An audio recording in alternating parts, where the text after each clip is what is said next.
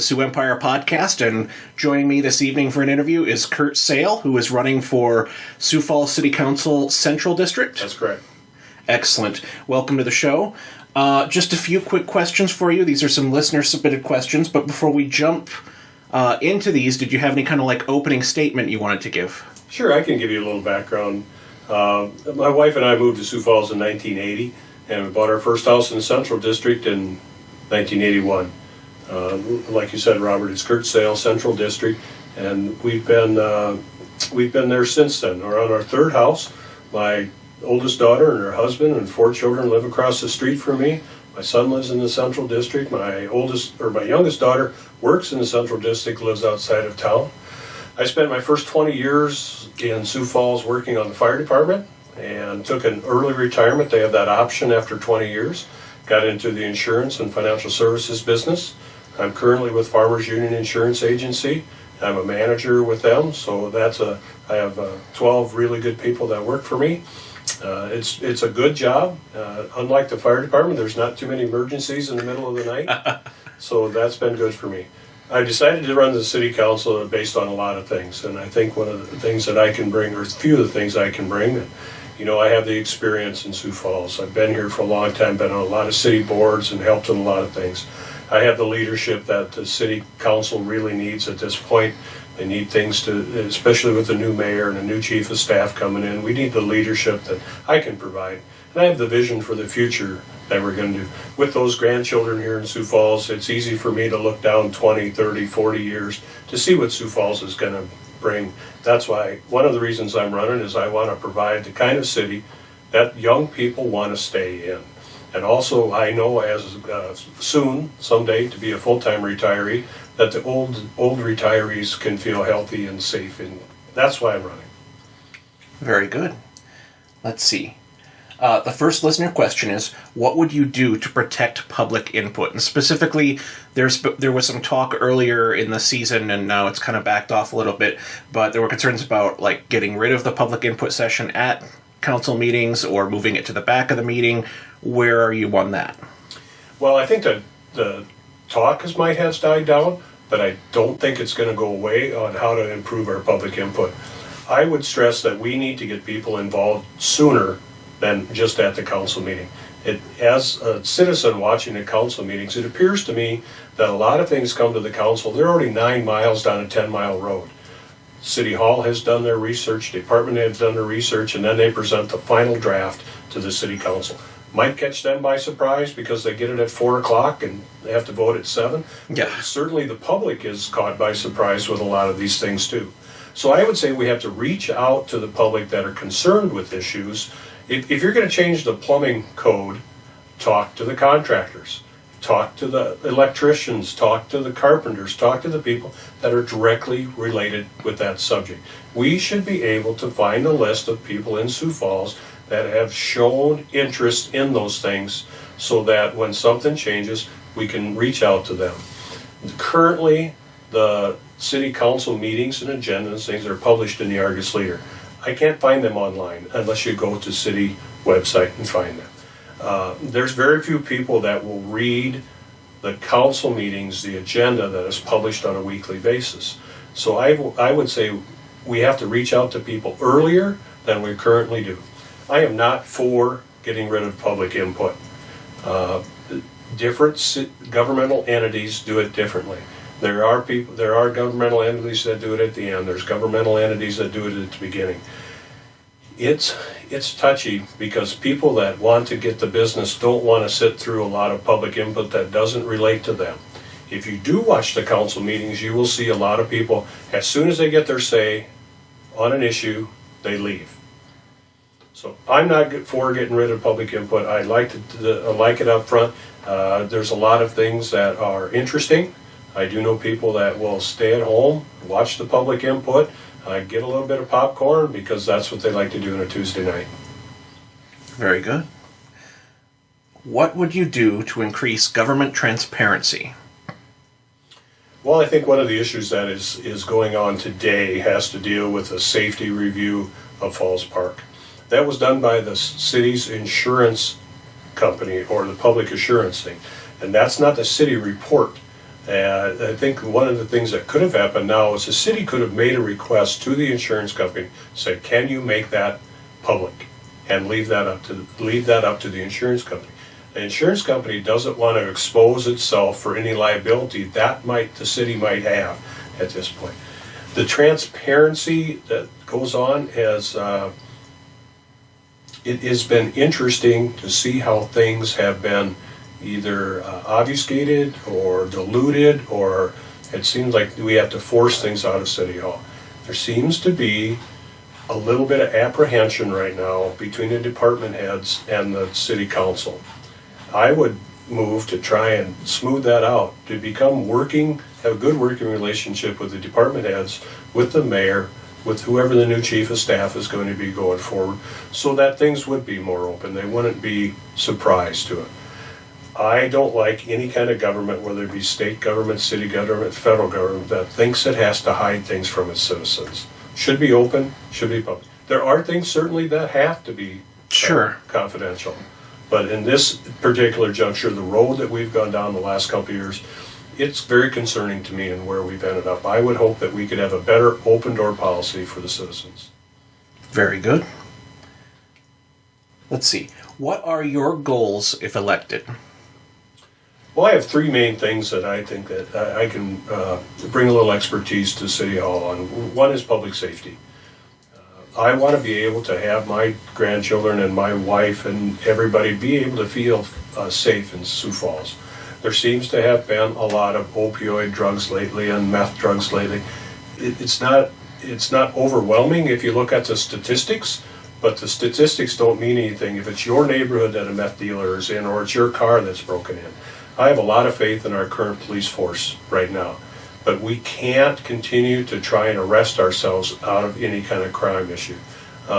Currently, we've got to work with the county because they have to have the jail. We have to work with the state because they have the prison on how to deal with the crime that we have. Public safety also goes to the fire department and the EMS system that we have. We're going to have to, the next city council will have to look at the ambulance contract, see whether that's the issues that we want to go with going forward. That's a big one coming forward. So public safety is number one. Sure. Another one for me certainly is the infrastructure that we have to sustain. If we're going to build a $50 million building downtown, public-private financing, a lot of that money is going to the fact that there's a lot of quartzite, hard rock underneath downtown Sioux Falls. I've been around long enough to see so many contractors and people are surprised that there might be some issues with the infrastructure downtown. So we have to put some money into that. If we're going to expand our downtown with the Sioux Steel development that's going to happen and with the rail yard development, we're going to spend a lot of money in the infrastructure to make that work. We get one chance. Let's get it right downtown. It also has to deal with the expansion. As Sioux Falls continues to spread outside, we have to pump sewage, we have to pump water. How is that all going to work? Does the city go ahead and put the infrastructure on and wait for development? Or do we let the developers go first and then the city come in second?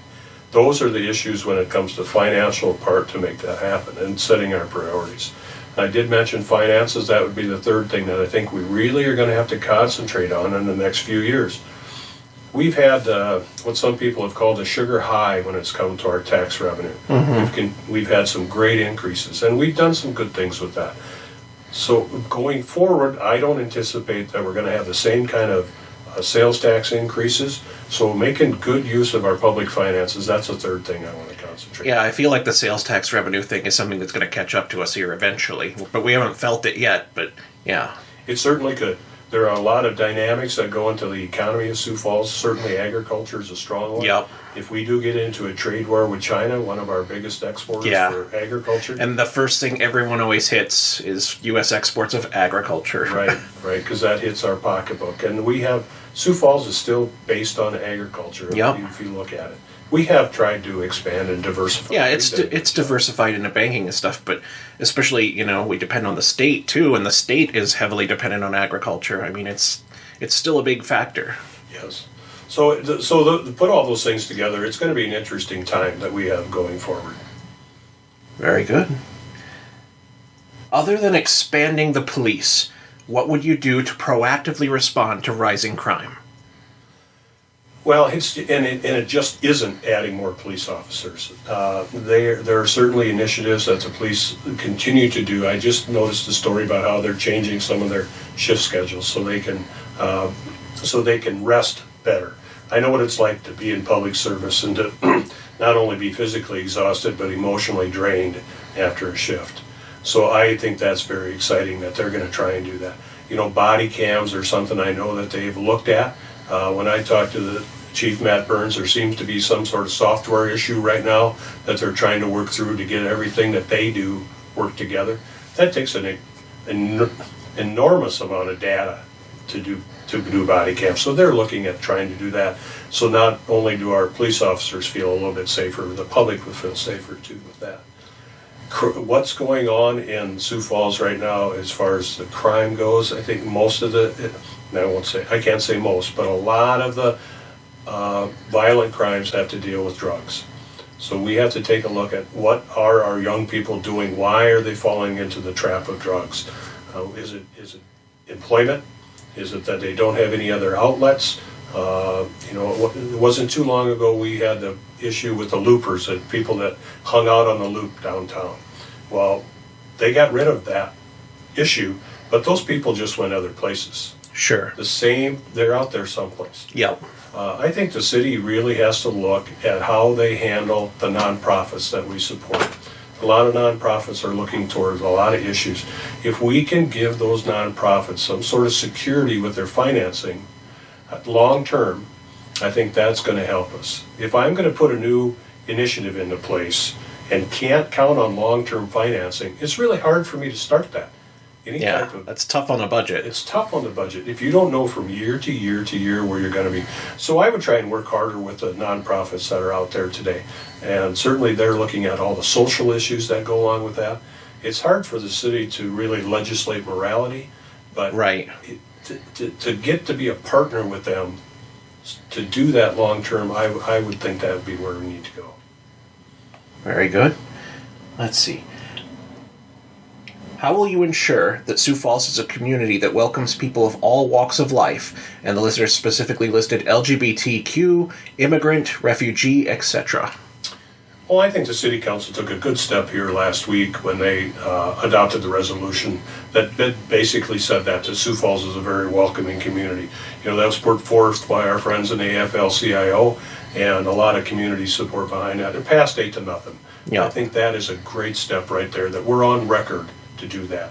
How we continue to do that, we just have to educate a lot of people that Sioux Falls cannot grow just taking people from Huron or Lake Preston or Corsica. We just can't continue to grow with the population, sucking the population out of the rest of the state.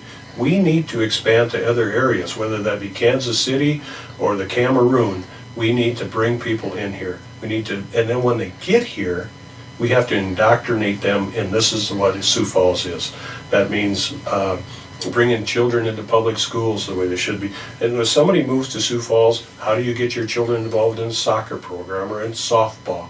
At one time, years ago, long before you were here, there was a thing called Welcome Wagon. It was really big in small towns, and we had it in Sioux Falls too, where somebody would come to your door when you were new to town and give you all that information. Now, I think that we need to continue to do that for people that come from out of town. Otherwise, we end up with segments of the population where you'll have community groups that are from one place all settle in the same area, and then they all settle in the same area. Well, we need to welcome them in to all of those places. I've often said that a good soup has a lot of different ingredients, and I think that's what we need in Sioux Falls. Very good.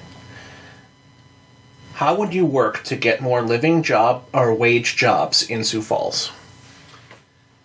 You know, one of the questions that I asked when I started on this journey, it kind of got me into it. I said, how do we have a 2% unemployment and 50% of the children on subsidized lunches? Low unemployment should raise wages. That's the economic reality of it. So we're going to get there. How are we going to ensure to do that? The city has limited weapons to do that. we have to partner with, whether it be downtown Sioux Falls or forward Sioux Falls, to bring good paying jobs to what we do. We have to continue to help our higher tech jobs or our higher paying industries attract people. Now, whether that be in the healthcare, whether that be in banking, right now healthcare and banking is where the two top incomes, and 20% of the wages in Sioux Falls come from healthcare, 15% come from banking, and then it goes on down after that. So we have to encourage those places to keep their jobs in Sioux Falls. Otherwise, we really don't have a lot of weapons to do that. And a TIF would be one if an industry wants to come to Sioux Falls, but that's really not a huge amount of money for a lot of these companies, but it is another one weapon we could use. Very good. Now, you'll have to bear with me on this one. It's a bit of a story question here, but you're driving down a dark road on a stormy night. You're groggy, your vision is a little blurry, and as you round the corner, you see a squirrel in the middle of the road playing a tiny magic glass flute. Now, do you take the ditch and miss the squirrel, or do you hit the squirrel? I hit the squirrel. I'm sorry. So someone the other day was just like, have you had anybody say hit the squirrel? And I was just like, actually about half the people. It's a pretty 50-50 mix of hit the squirrel, don't hit the squirrel. Well, being in the insurance industry is I know that the people that take the ditch to try and avoid animals end up in a lot bigger wreck. There you go. You get industry experience on that one. Correct. Not with the magic flute part, but with the road, the animals in the road thing. Okay. This is a question I always ask at the end of these interviews to every candidate, and you're in the Central District. I'm not in the Central District, but if I was, why specifically should I vote for you over any other candidate running for this position? That's a very good question, and it's an easy one for me. I would say the three things I earlier mentioned: my experience, my leadership, and my vision. I've had 38 years in the Central District. I know what goes on. I don't know if any other candidate would really understand that underneath the football field at Edison Junior High is a massive water reservoir. The city built that after the two 1 in 100-year floods that we had, and houses were flooded all over. There, next to the old fire station number 3 at Oak and West is a pond that has been built. Now, most of the time, it looks like it's just full of reeds and weeds, but it's water retention for the Central District. City has bought up houses that are continuously being flooded. Well, that's the kind of experience I have in the Central District. I've lived there, I've worked there, I've seen the expansion, so I have that experience for what I can bring. And like I said, the leadership that I can provide. I've been on boards of youth hockey, the High School Activities Association, at our high school, modern city government. I mean, I helped put together the charter that we're living under now. I'm on the Sports Authority Board. I served on the board of NAFA. I served on the AFL-CIO. So I've got a lot of that experience that sets me apart from the other candidates. And also the vision. Well, some of the things we haven't got to talk about now in this is what's going in the future. We talk about the bus system. Some of the things that we could look at to alleviate some of the transportation issues, driverless cars are just around the corner. They're going to be coming to Sioux Falls. We need to put in outlets for electric cars. A lot of places, if we want to keep traffic coming through Sioux Falls to go on vacation in the summertime, if we don't have electric outlets for these electric cars, we're going to be missing the boat. It's the vision that I have too. And I know a lot of my, the opponents that I have in this race, they have a vision too. And I will say that they're good people and they want to make Sioux Falls go forward. But they don't have the experience that I have when it comes to that. Very good. Curt, one last thing. How can people learn more about you? Well, we've got a website, curtforcouncil.com. I'm on Facebook. They can... I had one gentleman look me up in the phone book, which it was very interesting that he had a phone book anymore. And they can, those are two of the best ways. And on that is my contact information, my email, my phone, and stuff like that. We will be knocking on more doors in the next weeks as come. I've knocked on a lot of doors. I haven't worn out a pair of shoes yet, but I come very close. We'll be sending out postcards, and there's other forums too I think that they can look in this one. And look at this one. That I was unfamiliar until you contacted me about this, but my children knew about it and other people did, so that's good. Well, that's good to hear. Curt, thank you very much for coming on. And just a reminder, everybody, early voting has started, so you can get in on that if that's more convenient for you. But get out there and vote. Thank you, everyone, and have a good night. Thank you very much.